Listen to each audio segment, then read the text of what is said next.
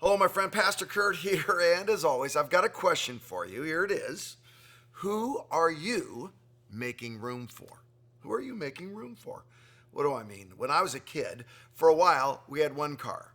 7 children, one car. That's not the kicker. Here's the kicker. The car was a Volkswagen Bug. That's right.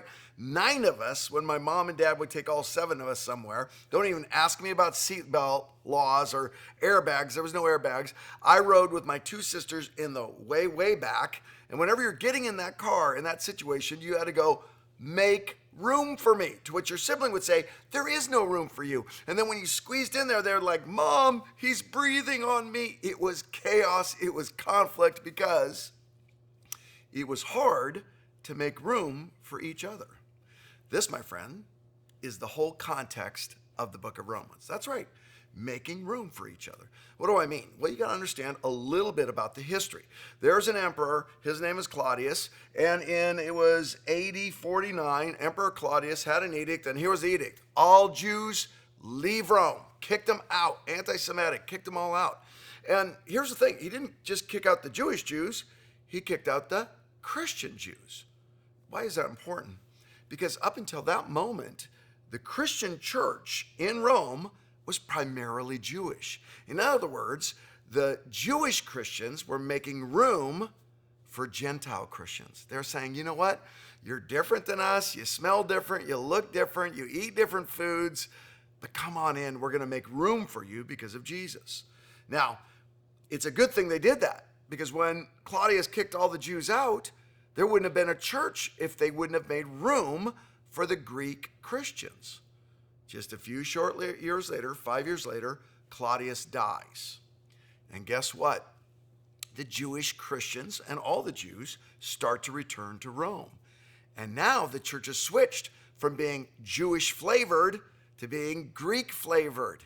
Now this Greek oriented, this Greek culture, this Hellenistic church has got to make room for the Jews.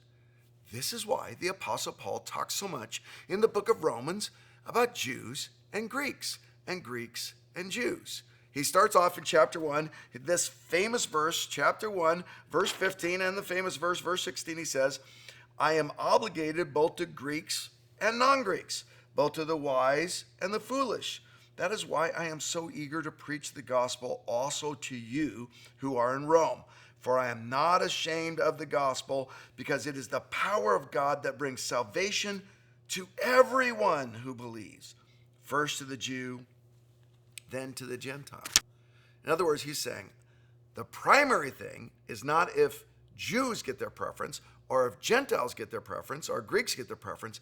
The primary thing is the gospel, and because of the gospel, we should make room for the other. This is a theme he goes on. He asks the question, what advantage is it to be a Jew? He asks, are both Jews and Greeks under sin? He answers the question, is God the God of Jews only? He answers another question, what about the law with Greeks? He asks the question, has God rejected his Jewish people? Theologically, the entire book is about, hey, you guys, the gospel is bigger than your preference and your cultural background. You, because of the gospel, have to make room for the other. Who is God calling you to make room for? What if the gospel really impacted our life to the point where we squished on over and invited someone in with all their assumptions and faults and differences? And once they got in, we trusted God to change them. We trusted the gospel to be the power of salvation in their life. All of sin. This is what Romans teaches us. But it teaches us another all. It says the gospel is the power that brings salvation to everyone. Now, we don't have the same divide in America between Jew and Gentile. At least that's not our biggest divide. But there is someone right now that God's saying, listen, you need to do a better job of making room for that person so that the power of the gospel can bring transforming salvation into their life.